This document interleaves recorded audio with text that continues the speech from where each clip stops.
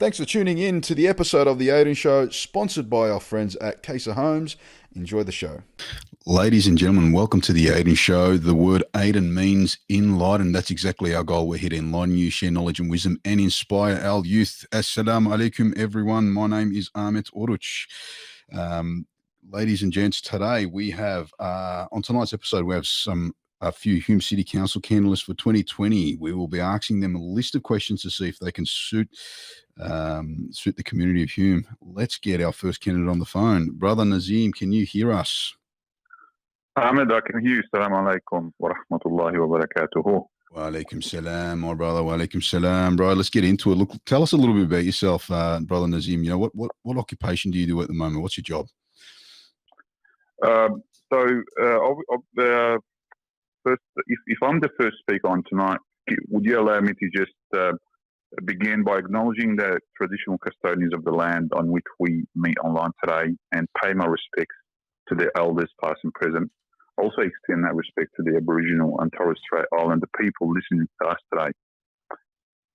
Definitely, so a little bit about myself. My name is Nazim Elbado. I'm 36 years old. I'm married and a father of 5 beautiful children.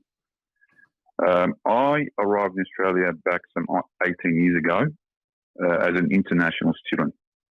I still remember the first day I actually came into this country. Yeah, I had $200 in my pocket. I still remember that day until now, because you never forget your struggle. And then from that point onwards, I started living with my uncle in a suburb, in the western suburbs. It was a suburb of Point Cook. Okay. And obviously from there, I started with my studies. I enrolled in a Bachelor of IT at Monash University, and then completed that bachelor degree and then moved on to a Bachelor of Laws and also completed that. So I did 6 years of studies at Monash. Okay. What I particularly remember about that phase of my life is the struggle that I had to go through to be able to pay my university tuition fees, which were about $25,000 per year. I remember for the first 6 years, I did not get a chance to take one day off from either study or work. So if I'm not studying, I'm working. If I'm not working, I'm studying. For 6 years straight, I remember I did not take a day off, not a weekend, not a public holiday, not an end of year break, absolutely nothing. So I was working and studying 365 days of the year. Yeah. Obviously, then completed my studies and then moved on and started working in a local suburban law firm. And then obviously 2 years later, I made the move to establish my own law firm in Glenroy. We started with 2 people, and with time, year after year, obviously I've expanded the firm, and now we have 4 branches across the states of Victoria and New South Wales. We employ close to 25 people. It has been quite a journey. Obviously, I came from a non-English speaking background, so you had your struggle with that as well. So you had to pick up the language as you go, and here I am. 18 years later, I am what I am today. I'm running for council this year. Well, that sounds like a very impressive story, especially for someone that's immigrated here to this country, had no English and barely any money. I mean, what drove you? What drove you to become successful, to become a lawyer, to start your own businesses and to kind of thrive in that field? What drove me is the need to show that you are able to achieve and that you do not give up at the first fall. So obviously with me, I love going into challenges. I love a challenge. For example, is that why you've decided to run for council? Is that? It's one of the reasons. It's one of the reasons. I'll give you an example. So obviously, when you first came here, in the first couple of years, people were mocking your accent or saying, "Oh, look at this guy, he can't even speak English." Yeah. So you just set a target for yourself, and you keep working on yourself, you improve yourself, and you keep going, and that's how life should be. It's just about setting goals and doing all you can to achieve those goals. But then what made me think about, applying for council or becoming a councillor or the whole political game is it all really started about 2 years ago. It started with a little story. My parents live in a local suburb, Roxburgh Park. It's a local Hume suburb. They live in a very narrow street. And obviously, we're always having problems with neighbours in terms of access. A very narrow street. Where do you park your car? Where do I park my car? It has almost reached a physical confrontation between the neighbours on the street. So obviously, I get in touch with the council. Guys, we have a problem here. Can you please come and have a look at the problem and see if you can help? So obviously, a councillor comes, we have a discussion, we've got this problem. It's a very narrow street, you can't reverse your car, you can't really park your car anywhere, you've only got the nature strips. And then if you park your car on the nature strip, they'll come and book you. Yeah. So I've started raising this about 2 years ago, and until now, nothing's been done about it. Yes, they came, they had a meeting, and said, yeah, we'll see what we can do. We'll probably table it in the next council meeting. But really, nothing has happened 2 years down the track. So that was really what started my curiosity about being involved in council and what councillors do and what council does. What did you learn with the council meetings? So how do they work? Like, is this something that they would have every month where they'll have a discussion and bring up issues like the ones you've raised? Council meetings are almost on a weekly basis. So normally they have their meetings on Monday night. I guess between after 7 p.m. at night, and it goes on until about 11 o'clock at night. Wow. So yes, and these are the regular meetings they have, and they have normal discussions about things concerning council and residents and so on and so forth. As far as I know, until this stage. Okay. Yeah. Okay, so there's a few things. Look, apart from that, how will you improve people's lives in Hume? Which is the most? Let's get to the very important question. How can you tell us what are the most important policies the community have talked to you about, and that you would like to make a change to? So apart from obviously the cars being parked on a narrow thing, has there been other things that have been raised to you?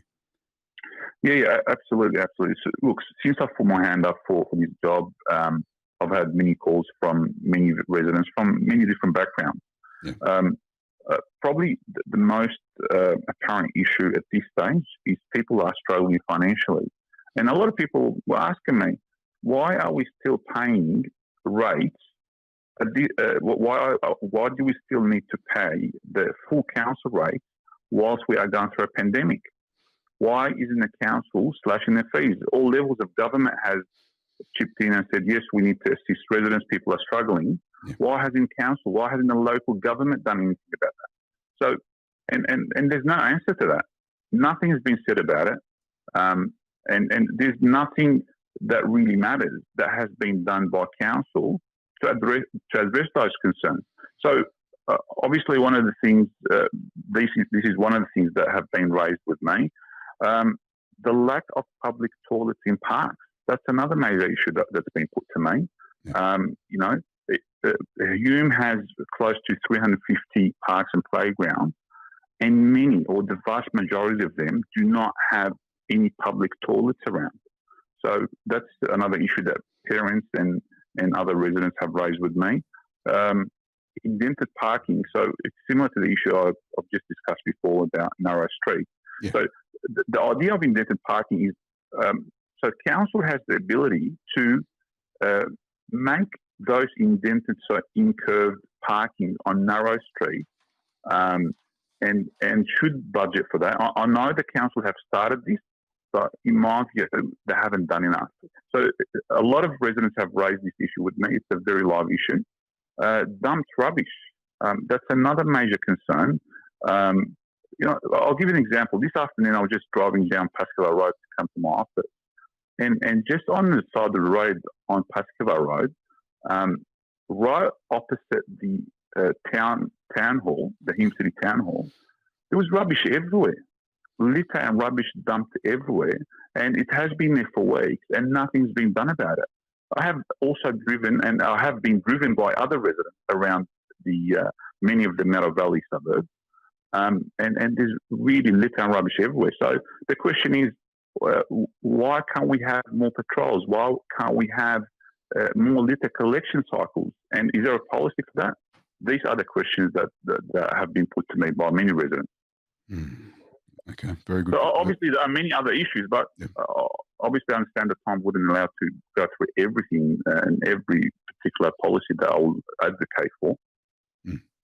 That's all right. Well, I guess the main ones, as you've raised, are pretty good. Look, how will you improve people's lives in Hume, which is the most disadvantaged economic areas in Australia, especially after what we've had with the COVID that's come in, impacted even more small businesses here in the northern suburbs, here in Hume.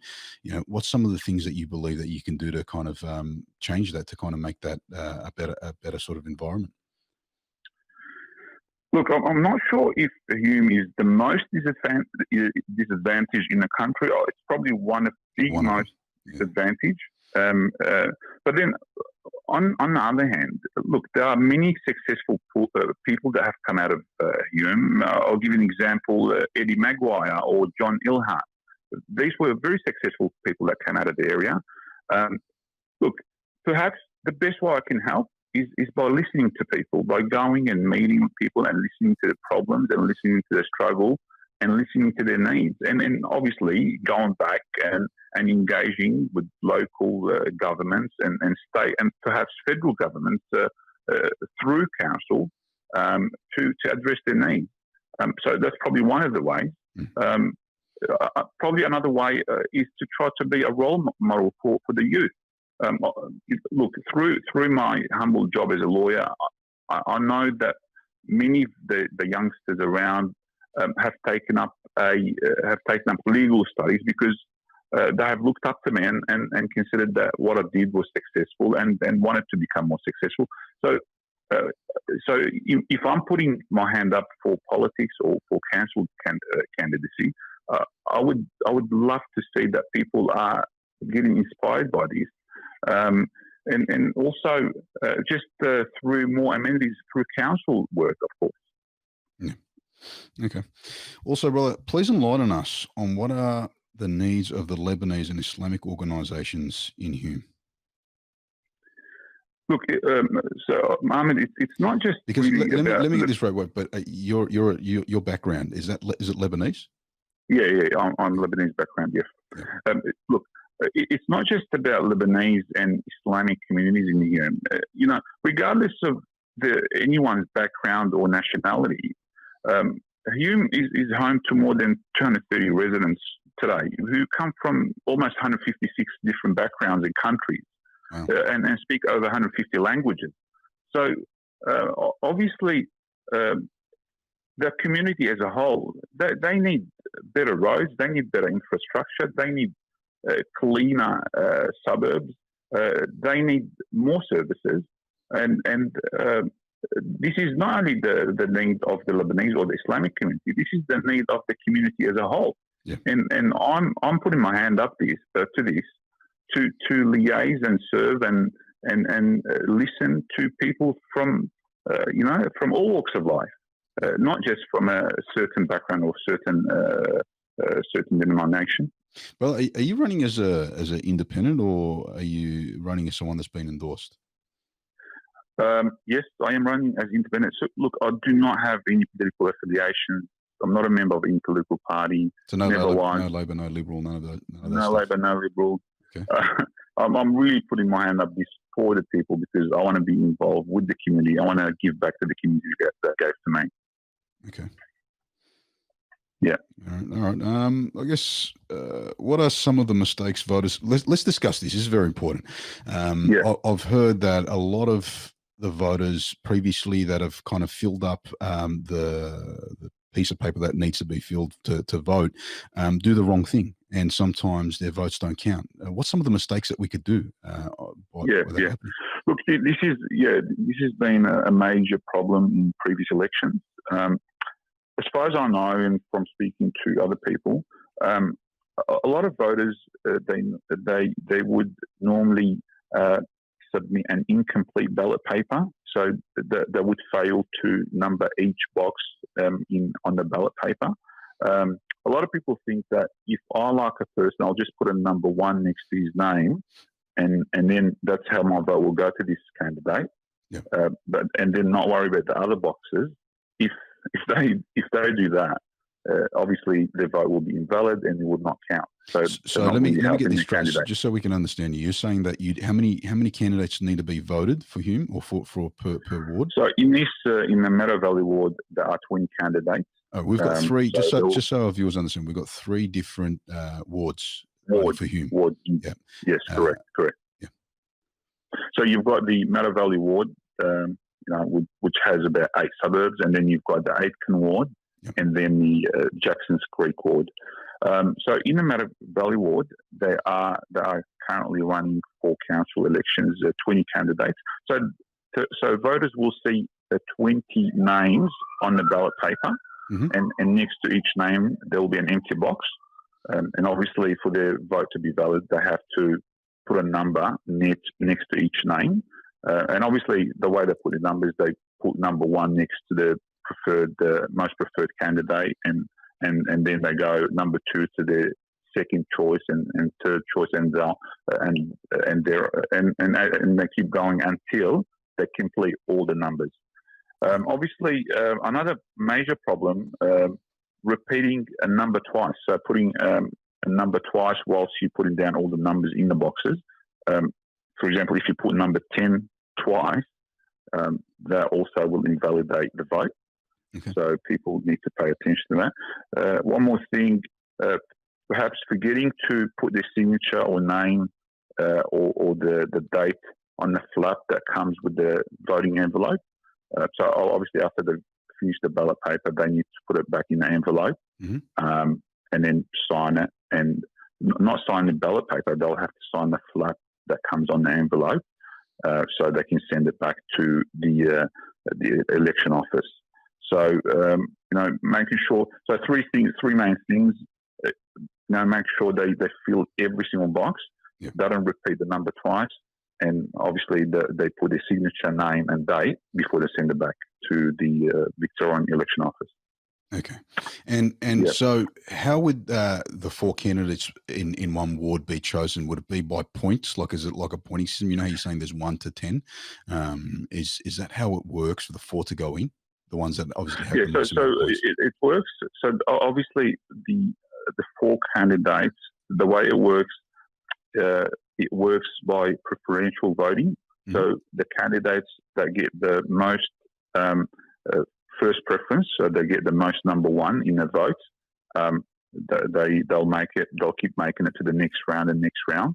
The candidates with the lower number 1, they'll be eliminated.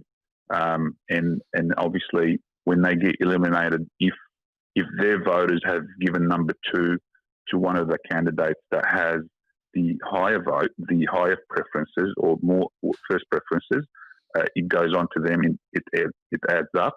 And it's just an elimination process. So that's how it works. Okay, excellent. Look, is there anything else you want to add before we let you go, Nazim? No, thank you. Thank you for having me. Thank you for putting these questions to me, and thank you for making me part of your show. Thank you so much. Not a problem, Nazim. Look, we wish you all the best, brother. Thank you, man. Take care, mate. Guys, don't go anywhere. We are going to come back. We've got a few guests, a few more candidates that will be running for Hume. So they will be coming on live here on the Aydin Show. We're going to go on a short break. We'll be back in a couple of minutes. Hi, I'm Ahmed Uric, the director of Kayser Homes. There isn't a better time to build than now. The government is giving all new home builds in Australia $25,000. Now, conditions do apply. We are making this even bigger and better with a $1,500 Harvey Norman gift voucher until the 31st of December 2020 to all new customers that sign with us. For more information, email us at info@caserhomes.com.au or call us on 1-800-NEW-BUILD. And we are back live here in Camberfield on the Aydin Show. Our next guest is Yasemin Yigit, that's a candidate. Assalamu alaikum, Yasemin. Can you hear us? Walaikum salam. Yes, I sure can. Yasemin, how are you, Ahmed? Pretty good. Yasemin, I think you're the only one that's I think you're the only one that's in the Aiken ward that we've got on this show today. Can you tell us a little bit? Tell us a little bit about the Aiken ward. Like, what areas does that sort of cover? Well, Aiken ward is currently covering Roxburgh Park, Craigieburn, Micklem, Oakland Junction, Calcolo, and New Road. Okay, that's all right. That's pretty good. Look, give us a little bit of a short introduction to us and the viewers. Where did you grow up, and which school did you go? Well, I'm currently I currently live locally, and I've been brought up and grown up in the Hume ever since I've been born, basically. I went to Glaston Park Secondary College, and currently work at Essential Services. And I come from a Turkish Muslim background. Okay. Let me ask you. I am here. No, go ahead. No, go ahead. Go ahead. I shouldn't have cut you off. No, that's fine. Right, go ahead. So why did you decide to run run for council of Hume? Okay, good question. Well, the reason why I've decided to run for the council this year in the Aiken ward is due to a bit of my father, which is Burhan Yigit. He's been in the council for many years throughout my whole life, basically. A lot of you probably already know him, Burhan Yigit. Since the year 1999, I've been basically around him, helping him out with the elections, with the campaigns, and seeing how it all works, and seeing the success that he's done to the community, and all the good stuff he's done. So this is the reason why this year I decided to run and be part of the Hume City Council, is because I want to listen to the community and be their voices. Yeah. And do everything in my power to make a better and a safer community out there. Okay, that sounds pretty good. All right. Look, I guess you got a little bit of experience, especially with your father. That's a well-known figure in Hume. Yes, correct. Can you tell us what are some of the most important policies the community have raised with you? Well, there's a lot of issues that has came across and people have mentioned to me about. But the main thing is basically people talking about like the community not being as clean and tidy, and that there's a lot of rubbish, as Nazim also mentioned earlier, that our streets are full with rubbish, and council is actually doing nothing about it. Yeah. And obviously we do want our nature strip and our home to be a cleaner and better environment. But what would you do to make the change? What do you think you'll do to make that change? Well, council needs to hire more people and get them to working more harder and getting the place to be more clean, because I believe that they don't have much staff, and that they're not actually looking around and caring as much, unfortunately. And I've actually witnessed one of these back where I used to live in Craigieburn. I've recently just moved out, by the way. Where I used to live, we used to actually basically have like the council property with full with rubbish, people just driving past, just dumping everything there, and also the grass not being looked after and growing up to my knee height. And I thought, why is nothing getting done? I mean, this could, like they talk about, as you guys know, that we suffered bushfires in Victoria not long ago. And these are one of the reasons why I believe fires could be caused with grass going up so high, grass being very dry, or being plastic thrown on the grass with, the sun hitting it. It can cause fires. Yeah, we've had a massive bushfire. I mean, one of the biggest in the world. Last year, and none of us are going to really forget, especially living in the Hume. We saw nothing but smoke for weeks on weeks, unfortunately. So, I guess it is very important. Yeah, and that should be like a one, good experience for us all to be more careful with dumping rubbish. That could be, if people try to listen up with the dumping rubbish around and looking after their grass at the front, whether it's council property or not, because I mean it is for us. It is our reason to look after them, because I've had neighbours next to me when I was cutting my grass that they weren't cutting council property, thinking it's just council property. No, it is council property, yes, but it is up to the residents to cut their grass and maintain their grass. So the bushfires is one of a good experience and lesson for us that we should be focusing and being more careful by providing these things. Okay. Also, all right, Yasemin, look, just before we let you go, is there anything else you'll like to add? Well, there's a lot of things that I actually want to add. There's a fair bit, actually. There is a couple of things that I really want to mention at the moment is the things that I want to do for the Hume. And this is based on young generation being more civic in active life. And I also want to really focus on a project that I'm actually focusing on myself that is very sensitive for me, which will be bullying at school. Okay. As I was one of the victims in high school years ago, and I have been bullied myself, and I've suffered this, and I don't want our kids to be suffering this situation at school as well, which the only thing that they should be focused on really is their education, and not adulty stuff about getting bullied and, getting scared to go to school. It shouldn't stop their education.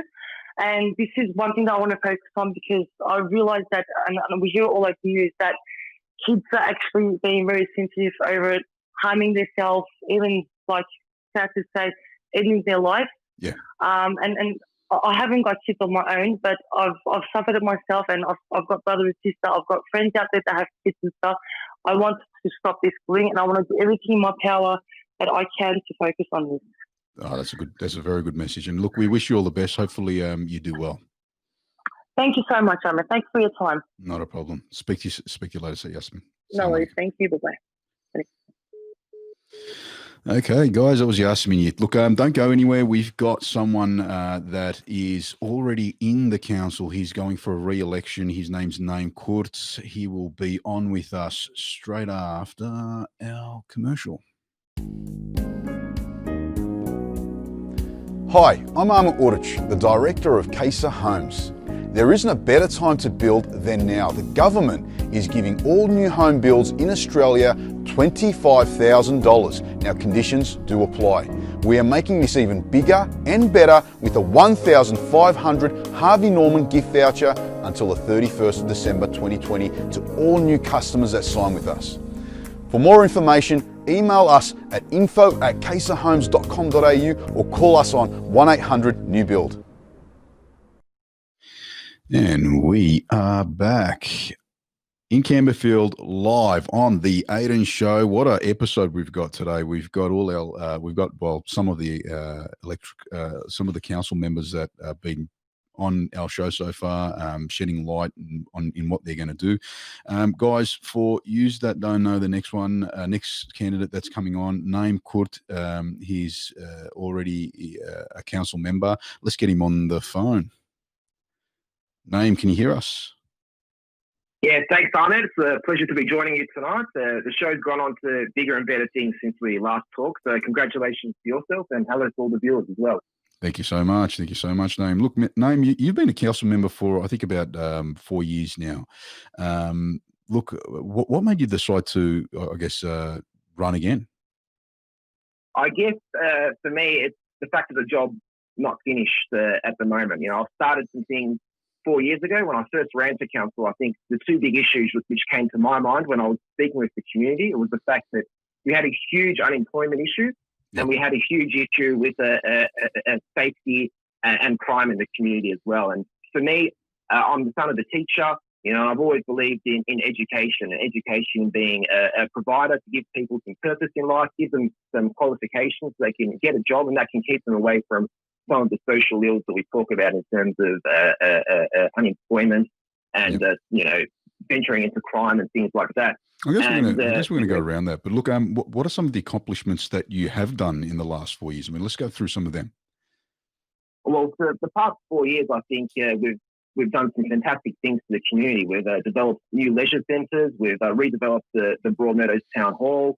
We've built new libraries as well around the community. But for me, it's the little things. When I first started on council, the local soccer club didn't even have hot running water there. And so we've managed to redevelop a whole bunch of the sporting pavilions there. With 6 or 7 of the soccer clubs now have got new lights there, which has been a fantastic thing particularly for the Islamic community as well. Yeah. A number of our soccer clubs, they couldn't play during the day, during the Ramadan. And now that they've got lights there, they're able to play at night, able to get the crowds coming in as well, able to have some food at that time. So it's been some fantastic things that we've done there as well. And as I was saying beforehand, it's been focusing on really trying to drive down unemployment. And I guess that is all very important. But look, one of the things that were raised early on with Brother Nazim, he mentioned it, and it's also come to light. I think someone's mentioned it on your Facebook. The toilets on the playgrounds. We've got so many playgrounds here in Hume, and there's barely any toilets in any of them. I mean, is this something that you guys will, if you were re-elected, is something that you'll be looking into? Yeah, we've got a public toilet program where we're rolling them out across a number of different parks, but we've got sort of a prioritisation within council. So if it's a major park, it will have toilets installed there. If it's sort of your little neighbourhood park or your community park, it probably won't be something which the council can necessarily fund, because toilets are, unfortunately, they're a pretty expensive exercise. Just to put a block of toilets in is a $400,000 to $500,000 expense. There's certainly, I've heard this week from some of the community issues in a particular park in Dallas, looking for toilets there. And certainly it's something that I want to prioritise, if I'm successful, and make it a priority over the next 4 years as well. That's very expensive. To have a toilet built for $400,000 just sounds really absurd. I mean, is it? Why is it that expensive? I mean, coming from a builder, we build houses for less than that. So Yeah. to have toilets in a park, I was expecting it to be, around the 20,000-30,000 mark. But you're saying it's hundreds of thousands of dollars to build a toilet. Yeah, toilets are an issue because you need them nowadays for them to be disability compliant, and for them to be secure, and for them to not be vandalised and to turn into sort of hotspots for unsavoury activity.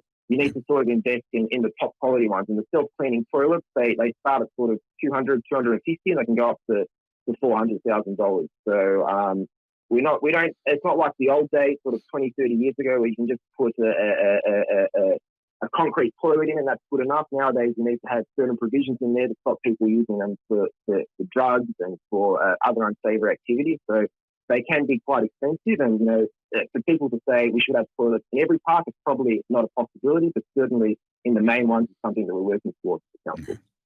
Look, Naim, we are going to ask you a few more questions in the other can. It's only because you're already in there, and obviously we have some things that have been raised, and another one would be the council rate. So as we were looking, we've had a couple of our viewers put in the comments that the council rates are just absurd. That through COVID, it's something that shouldn't have been increased, shouldn't be it should be decreased instead of an increase. Can you tell us a little bit about that? Why has that happened? So we have, as a council, and I think it might need to be corrected there, but we have put in a $50 rate rebate for every principal place of residence. So pretty much 89% of properties within Hume should be getting a $50 rebate. We've also done almost, I think, $12 million worth of initiatives to support those who've been affected by COVID in our most latest budget. So we've got we funded food parcels for the community. We've done doubled, I think, our community grants. We've done a $1,000 grant for the community to access and buy computers so they can upskill themselves. We've also waived, Food Act registrations and dining area permit fees. Okay. And we've also offered rent relief as well for a number of community groups which are using our council facilities, so they won't be paying at any rate for this year and for next year as well, and that includes our sporting clubs and community groups as well. So it's not as if council is doing nothing in this space, but certainly, I recognise that there's more council can do, and this has been a changing situation over this past year. And, I guess it's great. I guess it's great that you've enlightened us with all that stuff that you mentioned, because we didn't know that the council's done most of those type of things. Is there an easier way for us to be able to access information from the council? I mean, is it as easy as is there an app, or is there a page like a Facebook page that we can go on Hume, and do they have those type of things that they occasionally, or we put them out on their newsfeed and when they get the chance? Yeah, so I'm glad that you brought that up, Ahmed, because when I first came onto council, we as a council, we didn't actually have a Facebook page, and that was a big thing, which I said is we need to get involved in social media. This is the modern 21st century. We need to be out there telling people the great things that we're doing and getting the information to them. So if people want to look to see what council is doing at the moment, they can find the Hume City Council Facebook page. It's got about 15,000 followers on there. We've also got a LinkedIn page where we share this stuff on. We've got an economic development team within council who does a newsletter. We've got council newsletters as well. And every household within Hume should be getting 4 times a year a newsletter as well, which informs them about the things that council is doing at the moment. Okay. So we're trying to do our best to publicise ourselves for the community members, but certainly there's always more opportunities to do that. And, if people want to follow my social media, they can follow me on Facebook, and I often share things on there about what council's up to as well. That's another way to find out. That's pretty good. Okay, so look, we know that COVID's really impacted a lot of us here in the northern suburbs. With unemployment, especially with small business. What are your thoughts? I mean, since this whole COVID thing's happened, with most of the people that have been affected, what do you think that is needed to be done to kind of help these? The numbers of unemployment rise, and also the small businesses that have been really badly impacted, get out of what they're in? Yeah, so I think there's a couple of points to that. And, in the past couple of months in council, we've raised a number of issues. The big issue at the moment is the fact that I think almost 50% of our community at the moment is on either job seeker or job keeper payments. And that payment is slowly decreasing under the federal government regulations at the moment. So at our most recent council meeting, we actually wrote to the federal government and said we want those funds to be extended at the full rate until the start of next year. And that's basically because people in Hume, and I think it's no surprise that, we've seen protests happening in Broadmeadows, we've seen protests happening in Dandenong. That's because in these two communities here, work is more insecure in these two communities. So people have felt the pressures of the lockdowns, which have been happening more than what perhaps people in the inner city have been experiencing. And that's why, our suburbs have actually been under lockdown because of the post-COVID lockdown. Some of our suburbs have been on lockdown probably since the start of June. So because of that, we need the federal government to step in, extend those payments for our council area, and that's what we've written to the federal government on.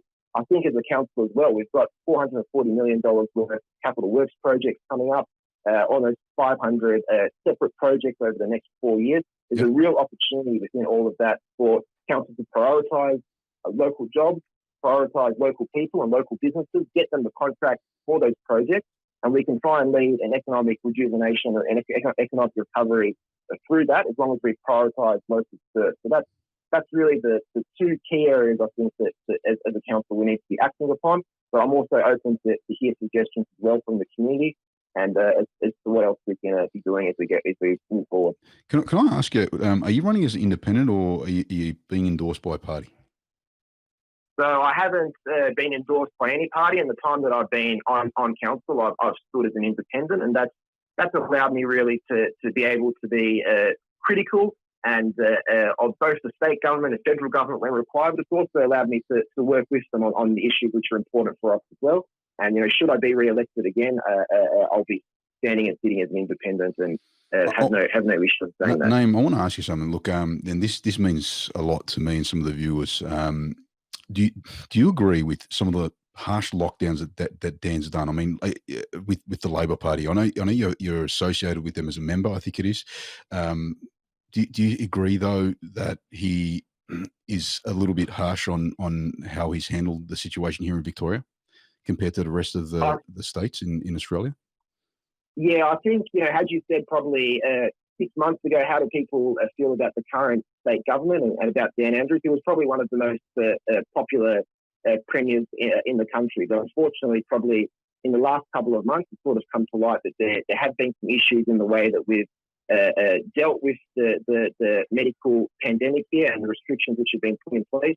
I don't envy the position that he's in. He's basically had to follow health and medical advice, and he's had to follow that through. But I think when we sit back and look at everything which has happened over the past couple of months, there'll be a lot of thinking about everything and reconsiderations perhaps of the way we could have done things. Maybe there could have been some different ways that we could have dealt with it, but we're in the situation that we're in now, and hopefully, my fingers are crossed anyway, that we're able to get out of it and as a community to get through to the other side.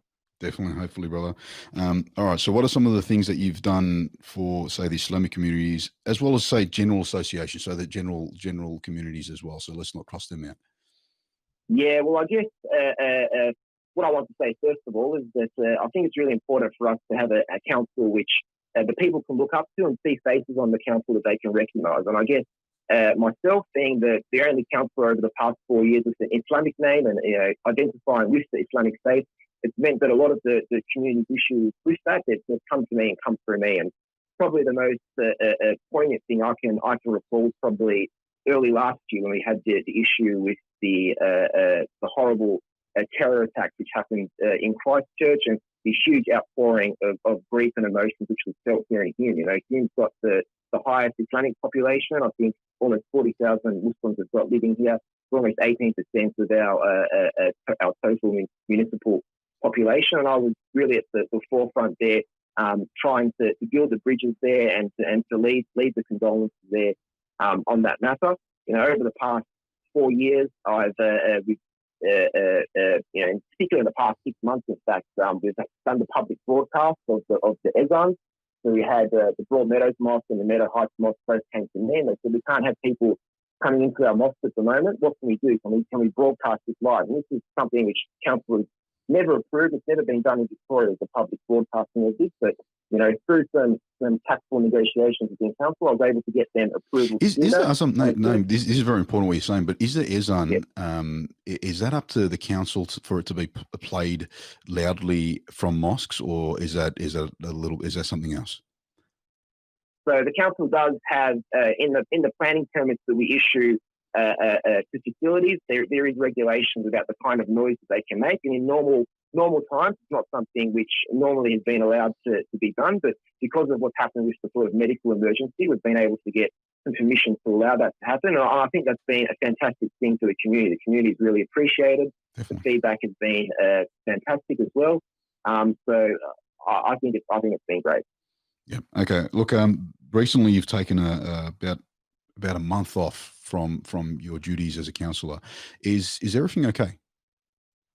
Yeah, I mean, this year for me, has been a pretty difficult one with everything that's happened, and as it has been for many people in our community. And I've been pretty open with what I say. So I had a partner of mine who had was mentally unwell, and she, hadn't been taking her medication, and because of the relationship breakdown, basically for 4 or 5 months, my family was put under some pretty serious stalking and harassment by this individual, and unfortunately I had to take some time away from council to start to affect and flow into my personal life. But I'm glad to be back at council now over the past 3 months, and I've been working really hard now over the past 3 months to try and lead the economic recovery in council and make sure that council is doing everything right by the community as well.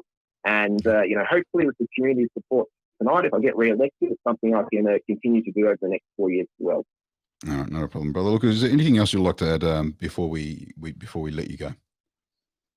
Oh, look, I just want to thank you for having me on the show tonight, Ahmed. Thank everyone who came on tonight. And, I want the community to be aware as well that we need to have more of our community members on council as well. So if people don't want to vote for me, they want to vote for somebody else, that's okay. But make sure you put me number 2. If you want to vote for me number 1, make sure you put some of the other candidates number 2 as well, and make sure that our votes spread out amongst ourselves. So there's enough opportunity for all of us to get elected if we can do. And, thank you once again. I hope everyone has a good night. Good luck, Naim. Speak to you later, brother. Thank you, mate. Bye. Okay, guys, that's not the end of our show. We've still got two other guests coming on. We're going to go on another short break. I'm sure you guys are liking the music that I've chosen for you tonight. We'll be back. Hi, I'm Arma Uric, the Director of Kayser Homes. There isn't a better time to build than now. The government is giving all new home builds in Australia $25,000. Now, conditions do apply. We are making this even bigger and better with a 1,500 Harvey Norman gift voucher until the 31st of December 2020 to all new customers that sign with us. For more information, email us at info@kayserhomes.com.au or call us on 1-800-NEW-BUILD. Okay, and we are back live on the Aydin Show. Guys, our next guest is Gazi Sener. Let's get him on the phone. Assalamu alaikum, Gazi Abi, how are you? Alaikum salam, Ahmed. How are you? Very, very well. Gazi Abi, tell us a little bit about yourself. About myself, I will tell you, Ahmed, everything. I have been a Hume residential resident for over 33 years. I'm standing for council as an independent entrepreneur with multiple businesses based in Hume. Okay. As a community-spirited person for the last 10 years, I have offered a commercial building owned by me to be used by Hume City Council as a learning centre at Meadow High Shop. Yes, Ahmed. Okay, all right. Look, what's some of the changes you will make when you become a council member? Okay. As a member of this community, I'm concerned about the age. Age care is very important in our community, Ahmed. Age and the youth in our region. We have an aging population in our community, and there are no adequate community programs and social activities to keep our valued age community stimulated and engaged with each other, Ahmed. Yeah. Okay. And and also one more thing, especially in Dallas, there's one property our people using, but they use just a couple of days a week. If elected, I propose to make Linda Blundell Center more easily accessible to local residents. What is that place, Gazi? What is that place? It's called Linda Blunt. It's on Blay Street in Dallas.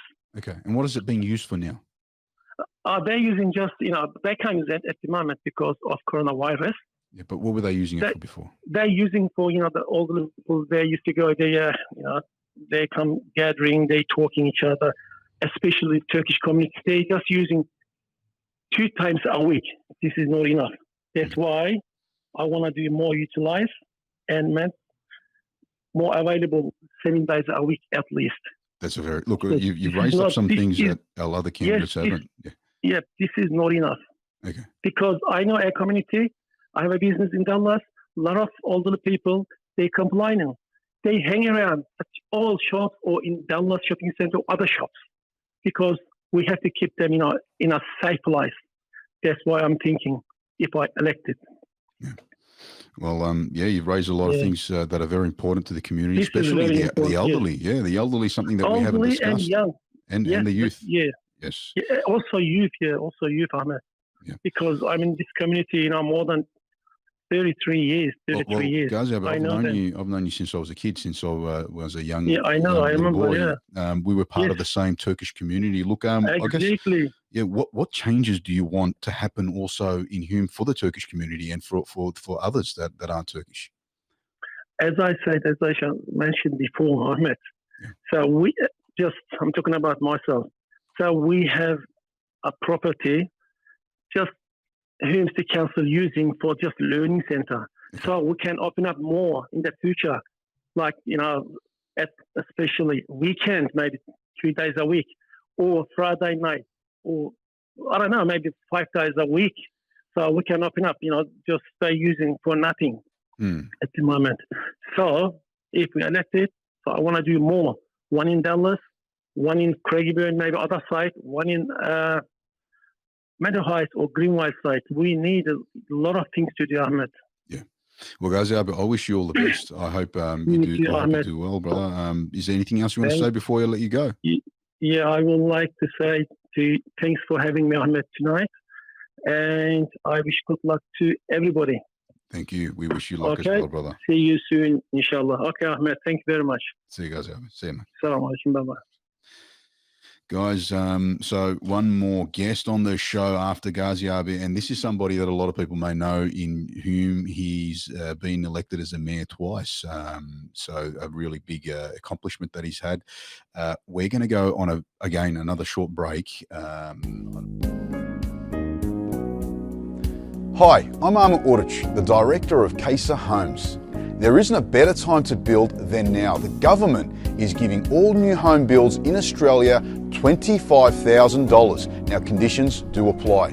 We are making this even bigger and better with a 1,500 Harvey Norman gift voucher until the 31st of December 2020 to all new customers that sign with us.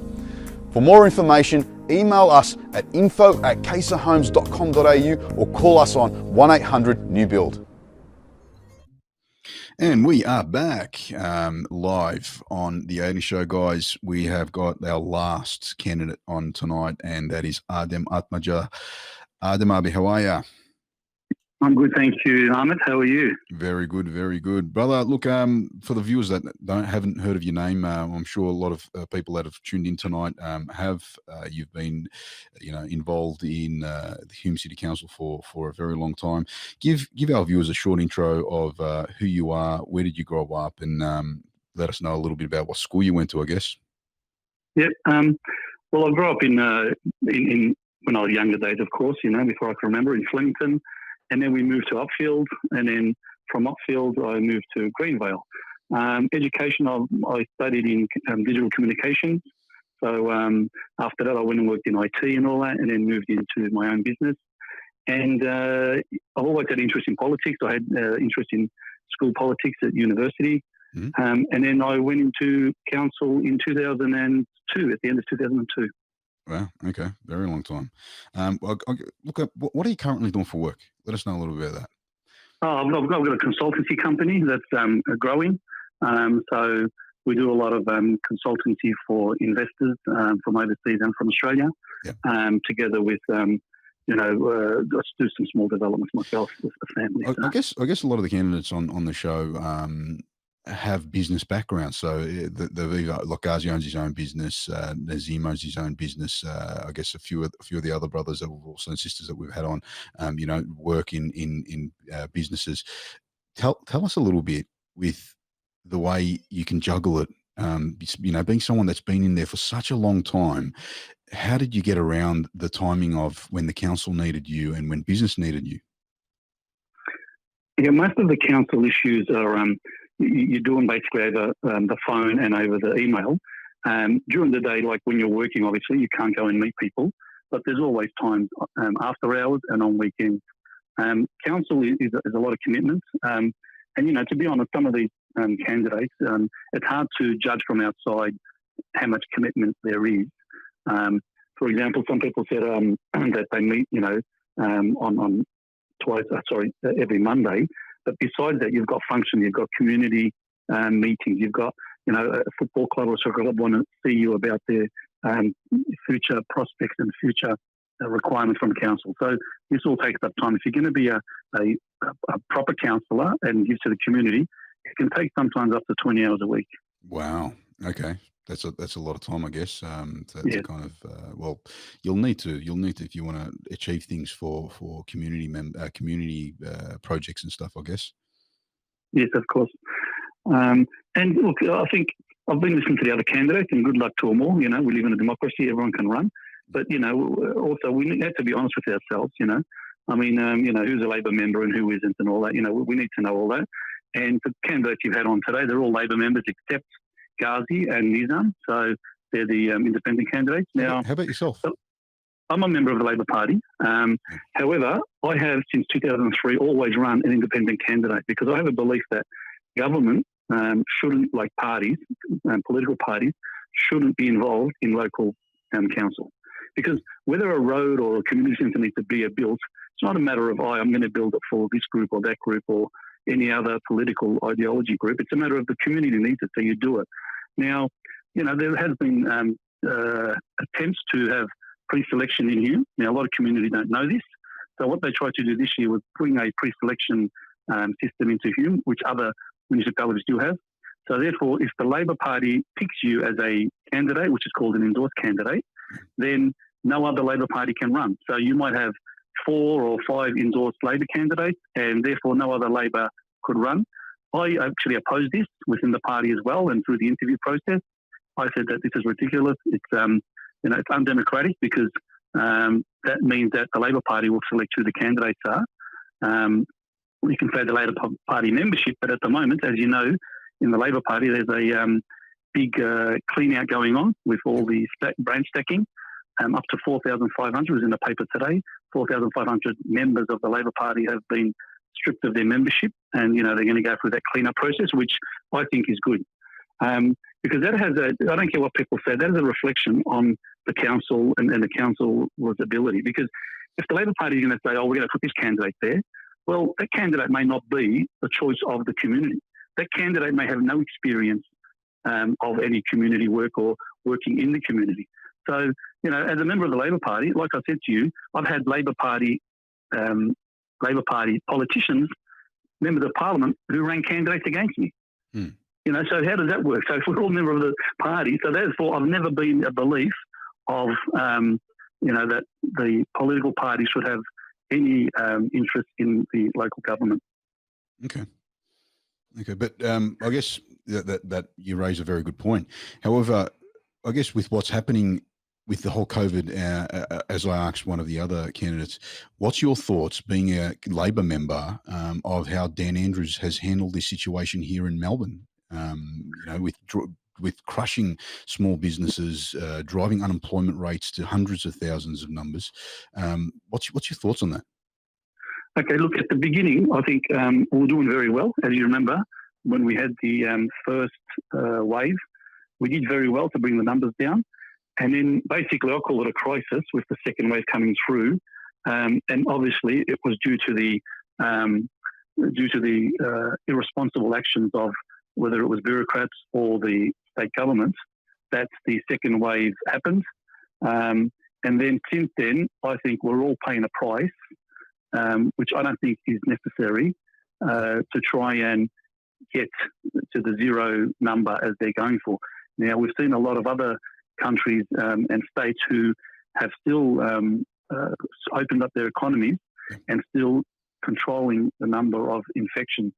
And I think that us being one of the most locked down cities in the world has gone on too long, I think, by now. And you've got to look at other systems, why it happened, where it happened, and also when it did happen. I mean, my view was, like, if I was in charge, I would have said, okay, let's put the ones infected into quarantine, so that infected person doesn't go home and spread it to his family and then to the neighbours and everyone else. So, there are a matter of, I suppose, policy ideas that weren't looked at the time that I think should have been looked at.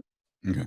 Now, if I'm not mistaken, you're the only candidate in the last 30 years that's become mayor twice. Is that true? One in 2005, 2006, and one in 2014, 2015. But yeah, that's right.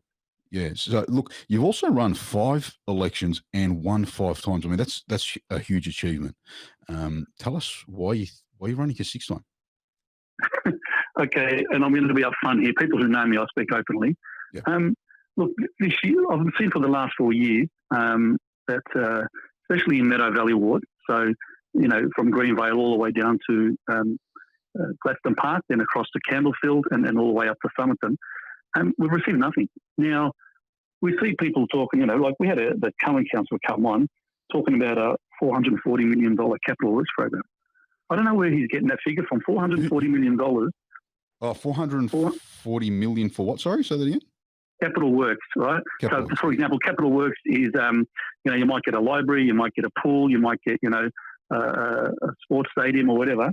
Now, that's $440 million. That's a capital works program that runs for, it can be 25 years.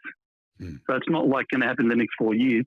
And also, they said that, we've got libraries and they built swimming pools. They didn't build them in Meadow Valley Ward. They built them in Craigieburn and Sunbury. And that's unfortunate that our money, our rates are going to Craigieburn and to Sunbury. But what do you the think? majority of our rates. What do you think it's all going there? Is it because it's a new location? Is it because it's trying to attract some people to buy more land and young families into the suburbs? I mean, could it be that? Well, it's look. Everyone has to get their share.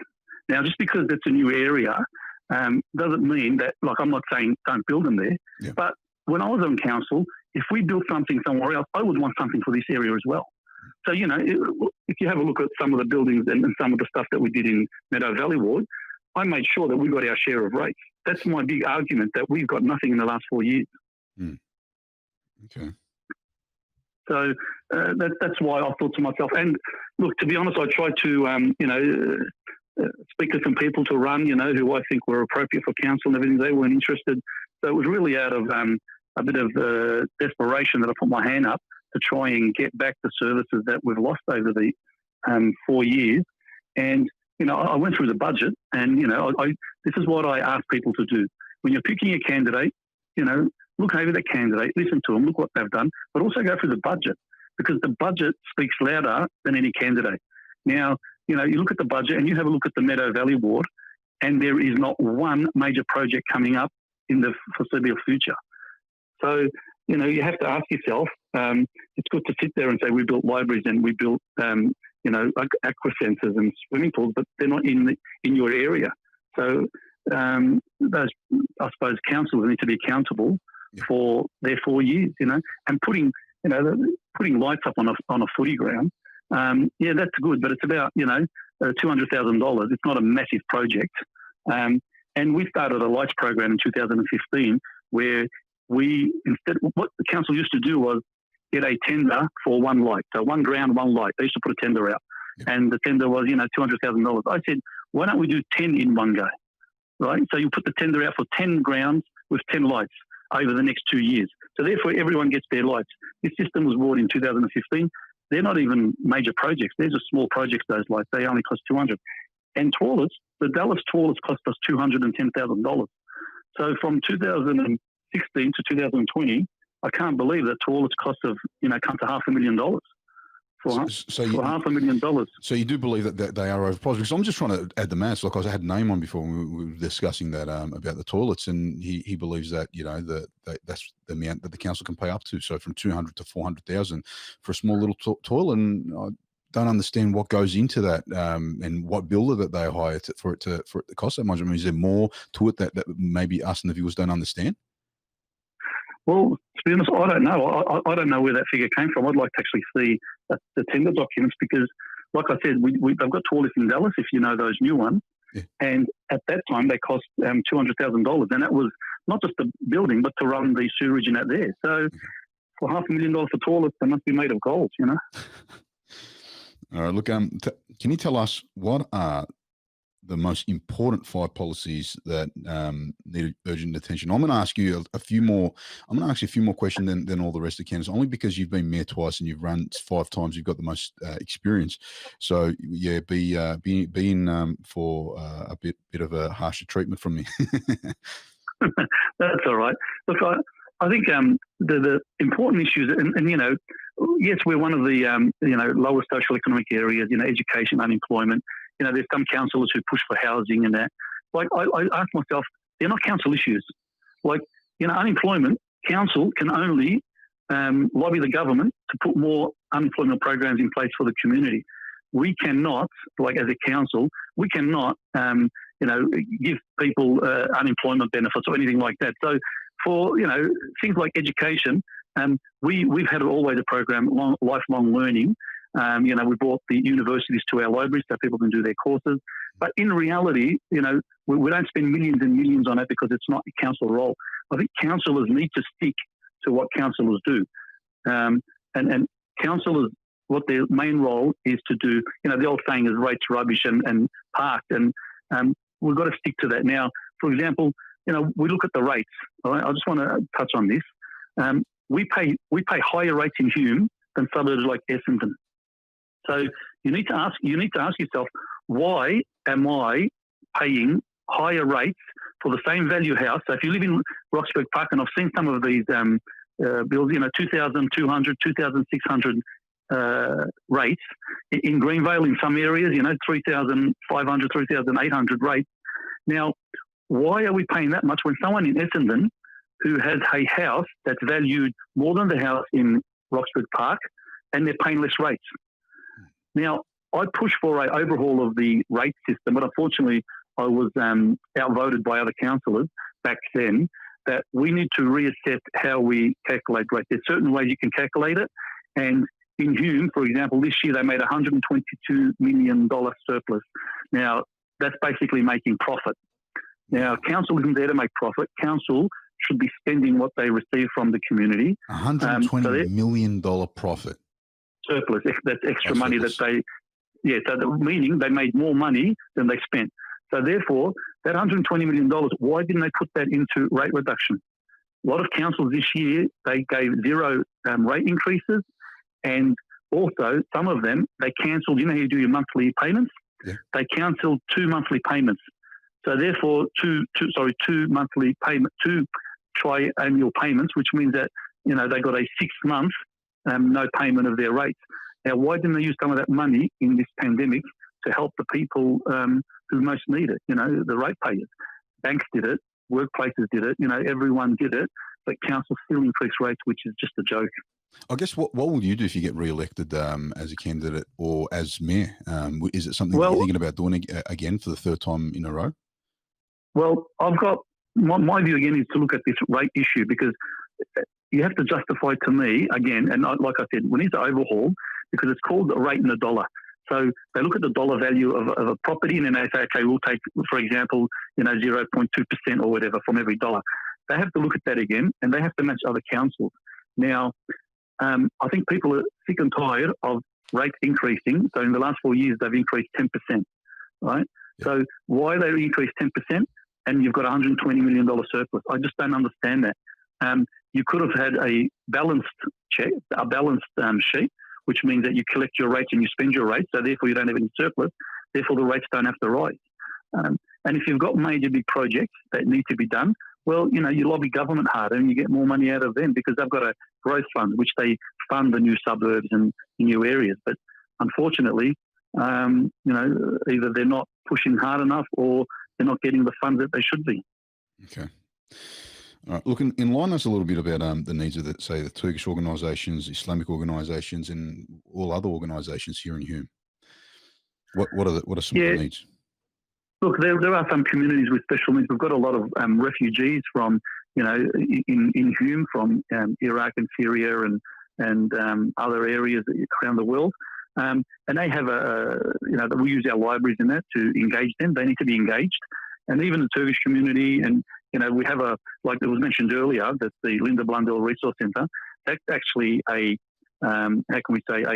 centre for people who are the elderly of our community to get together and to have a day there with their friends and everything else. And we use all the ethnic communities to come and use those centres with that. So therefore, you can see that those centres are used by all members of the community. Okay. All right. But I guess going back to, say, some of the Turkish organisations, because your background is Turkish, you're a Muslim. So what's some of the things that you'll that you've maybe had some notice that needs attention to? Oh, well, I suppose that, like I said, they're the community. What they need is not really that much different than the other communities. But as I said earlier, that when you're providing services for elderly, you do it in a manner that is according to their culture and according to their food requirements, etc. So. Okay, all right. Look, do you know how many roughly Turkish people live in say Hume, or Muslims live in Hume? Do you know the numbers? Yeah, there's about I have got those numbers. Do you mean the Turkish community? The Turkish community in Hume is around 13,000. They're Turkish speaking. Turkish born is pretty low. That's the born rate is around only 7,000. So that's people who were born overseas. So that's where the figures are. Okay, all right. And Muslims is about 32,000 out of 280,000 people. 32,000 are of the Atlantic State. Catholics are about 70,000. Okay, so about 12-13%. Okay, wow. All right, something new that I've just learned today. Thank you. Yeah. All right, look, I guess since you've had some time off, what community organisations or activities have you been involved in? What have you been doing since you've had some time off with the community? Well, I just really grown my business, spending more time travelling a bit, so I still haven't let the community go on. I still, support a lot of community organisations, sporting groups and that. They all know me, and, I help them out when I can. If they need new facilities, I show them how to put grants together to the federal and state governments, and to council. So I'm still active out there supporting the community. I don't think I can ever walk away from the community. And they always complain to me that they're not getting what they want from council or from the councillors. So, that's why I suppose it made me run again. So, I'm going to ask you one more question, Adem. Atmaca, we've just looking at some comments. The question keeps arising. What do you think about the omnibus bill? The omnibus bill, I haven't really read too long, but it does seem that it's going through pretty fast. I think it needs more consultation if they're going to, take it out there and everything. So my view is that the omnibus bill needs to be, looked at a lot more. And I suppose we look at what do people understand with the omnibus bill. A lot of people don't even understand what it is. So it shouldn't be pushed through, and I think it should be more consultation with the community to explain what it is. And then, let people talk to their local members of parliament about it to give them their view. And then the politicians should go back and think. Because I don't even know what it's about, to be honest. I mean, look, I've got a few viewers that have left that in the comment. I mean, what is it? Can you give us a quick little rundown before we let you go? Well, I don't even know what I think it's about giving power to bureaucrats, more power to the bureaucrats and everything. So I haven't really read into it, but I suppose it gives more. But at the moment, with this COVID issue at the moment, we have a look at the federal agencies and the state government. Everyone's eyeing for more power. ASIO's eyeing for more power. The omnibus bill, I think, is a bit more eyeing for power. So I think we need to really sit back and have more consultation and have more transparency with this. Okay. All right. Also, brother, if there's anything else you want to say before we let you go? Well, like I said earlier, I've sort of told you what the main issues are. People, they want better parks and better playgrounds for their kids. That sort of hasn't been happening over the last few years. And also, especially the rates, the rates and the money that's spent in Craigieburn and Sunbury compared to Hume is just a joke. They're spending 60 million, 40 million, and Hume has got zero in the next, foreseeable future. So hopefully we can change that and everyone share in the resources. It's not a matter of why should people in Meadow Valley Ward pay their rates and then it's spent in other areas that, no one's going to go to Sunbury to use their library, and from Broadmeadows, hardly anyone's going to go down to Craigieburn to use their pool. So we need to look after. So we need to look after our residents in Meadow Valley Ward. Some very good points. Adem Atmaca, thank you so much, and I wish you all the best, brother. No worries, Joel. Thank you, and good program, by the way. Thank you. All very the much. best. See you, mate. Bye. All right, guys. I guess we wish all our Hume Council members that are running. Candidates, that are running, good luck, and hopefully they do very well. Look, to all our viewers, thanks for tuning in to tonight's show, by the way. If you would like to watch any future episodes, press the like button on Facebook or subscribe to our YouTube channel, The Aydin Show. See you all guys live next week.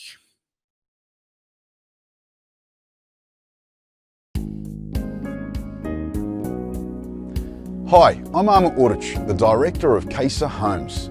There isn't a better time to build than now. The government is giving all new home builds in Australia $25,000. Now, conditions do apply. We are making this even bigger and better with a $1,500 Harvey Norman gift voucher until the 31st of December 2020 to all new customers that sign with us. For more information, email us at info@kayserhomes.com.au or call us on 1-800-NEW-BUILD.